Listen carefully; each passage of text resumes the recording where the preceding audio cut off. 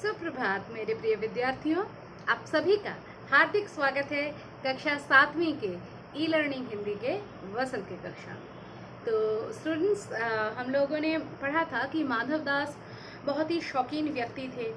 ऐसा लाइफस्टाइल उनका था कि जो कोई उनसे ईर्ष्या करे, मतलब ऐसे लाइफस्टाइल को तो हर इंसान ही तरस जाता है, ऐसा उनका लाइफस्टाइल था। लेकिन इसके बावजूद भी उनका जी कुछ खाली था, उनके मन में कुछ खालीपन था। वो क्या, चलिए जानते हैं। सभी पृष्ठ संख्या 68 निकाल लीजिए। उस दिन संध्या समय उनके देखते देखते सामने की गुलाब की डाली पर एक चिड़िया आन बैठी। जिस दिन की बात हो रही थी, जिस दिन आप लोगों ने सुना कि वो क्लाउड्स थे और उससे छन करके धूप आ रही थी, तो उस वक्त क्या हुआ कि जो है एक चिड़िया जो है उनके गुलाब के पेड़ की डाली पर आकर बैठी। चिड़िया बहुत सुंदर थी, छोटी सी प्यारी सी चिड़िया थी। उसकी गर्दन लाल थी, गर्दन लाल रंग की थी और गुलाबी होते होते किनारों पर ज़रा नीली पड़ गई और गर्दन जो है लाल रंग थी, फिर नीचे की तरफ जब आ रहा है तब उसका कलर लाइट होते होते गुलाबी होते होते नीला हो गया है। पंख ऊपर से चमकदार स्याह थे और उसके पंख जो हैं, दोनों पंख ऊपर से एकदम चमकदार स्याह, मतलब जैसे लगता है कोई सिल्वर पेंट या मतलब कोई किसी चमकीले पेंट से स्याह, मतलब पेंटिंग, कोई पेंट लगा दिया है, कोई इंक लगा दिया है, एकदम ऐसे चमक रहा था। जैसे कि हम लोग जब कोई वुडन वर्क करते हैं तो वुड के वर्क के ऊपर उसके बाद हम उसके ऊपर एक ग्लॉस लगा देते हैं ना, जिससे वो चमकता है, तो वैसा ग्लॉसी ग्लॉसी सा था एकदम। उसका नन्हा सा सिर तो बहुत प्यारा लगता था और पुचकू सा छोटा सा उसका जो सर था वो तो इतना क्यूट लगता था कि क्या बताएं। और उसके शरीर पर चित्र विचित्र चित्रकारी थी और उसके शरीर पर जो है चित्र विचित्र, मतलब यहाँ एक चित्र वहाँ एक दूसरा अजीब सा चित्र, ऐसा एक चित्रकारी था। अब देखिए, बॉडी पर चित्रकारी यानी क्या, मतलब उसके बॉडी में पंख और उसके साथ उसके कलर्स, मतलब फेदर्स एंड कलर्स मिलकर के एक ऐसा पैटर्न बना हुआ था कि लग रहा था कि इसके बॉडी पर तो भाई किसी ने जैसे पेंटिंग कर दिया है, कोई अजीब सा पेंटिंग कर दिया, बहुत रहस्यमय पेंटिंग जिसका मीनिंग ही समझ में नहीं आ रहा है। चिड़िया को मानो माधव दास की सत्ता का कुछ पता ही नहीं था और मानो तनिक देर का आराम भी उसे नहीं चाहिए। अब माधव दास कौन है, उसके पास कितनी बड़ी सत्ता है, उसके पास क्या है, चिड़िया को इन सब से कोई सरोकार नहीं था।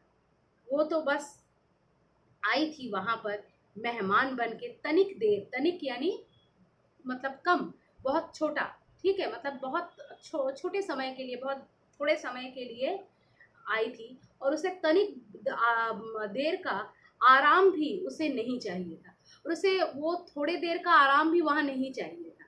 जिस प्रकार माधव दास रहते थे उस प्रकार के थोड़े देर के आराम की भी उसको मतलब जो है उसके जीवन में कोई उसका महत्व नहीं था, क्योंकि चिड़िया बहुत फुदकती रहती है। हम लोग देखते हैं, जब हम लोग भी अपने गार्डन में चिड़िया को देखते हैं या किसी पेड़ पे चिड़िया को देखते हैं, आप लोग उनको सुस्ताते हुए नहीं पाएंगे। हमेशा जो है वो इस डाली से उस डाली फुदकते रहते हैं, सर ऐसे ऐसे हिलाते रहते हैं, एक जगह पर टिक कर नहीं बैठते हैं। तो क्या माधव दास का आराम, क्या हम इंसानों का सुख, उसको इस सबसे कोई सरोकार नहीं था।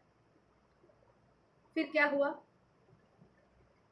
कभी पर हिलाती थी, कभी फुदकती थी, कभी अपने मतलब पंखों को हिलाती थी। पर यहाँ पर पर यानी पंख, आप लोगों ने मतलब अनेक शब्दों, सॉरी, आप लोगों के लिए अनेकार्थी शब्द पढ़े हैं। तो पर मतलब जहाँ पर किंतु होता है, उसी तरह से पर मतलब पंख भी होता है।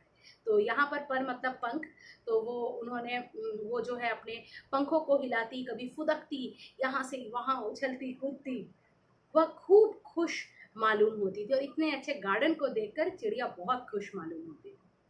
अपनी नन्ही सी चोंच से प्यारी प्यारी आवाज़ें निकल रही थी और वो अपनी जो नन्ही नन्ही उनकी उसकी जो चोंचें हैं, उस चोंच से जो है बहुत प्यारे प्यारे, बहुत स्वीट स्वीट आवाज़ निकाल रही थी। माधव दास को वह चिड़िया बड़ी मनमानी लगी। माधव दास तो ये सब बैठ के दूर से निहार रहे थे, देख रहे थे। माधव दास को ये चिड़िया बहुत मनमानी, बहुत भाई। उसकी स्वच्छंदता बड़ी प्यारी पड़ती थी। और वो जो स्वच्छंद भाव से, वो जो एकदम खुले भाव से इंडिपेंडेंटली एकदम मतलब अपने मन के उच्छ्वास में जो उड़ रही थी, मतलब फुदक रही थी, ये चीज़ माधव दास को सबसे ज़्यादा पसंद आई। कुछ देर तक वह उस चिड़िया का इस डाल से उस डाल पर थिरकना देखने में, और कुछ देर तक वो उस चिड़िया के इस डाल से उस डाल तक जो थिरकना था उसी को देख रहे थे, एकदम सुध-बुध होकर वही देख रहे थे।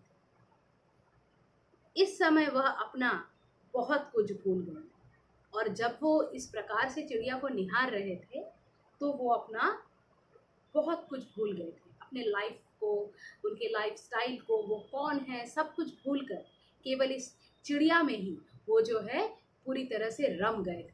ठीक है, बाकी सब चीज़ों का उनको अभी कोई सुध बुध नहीं था।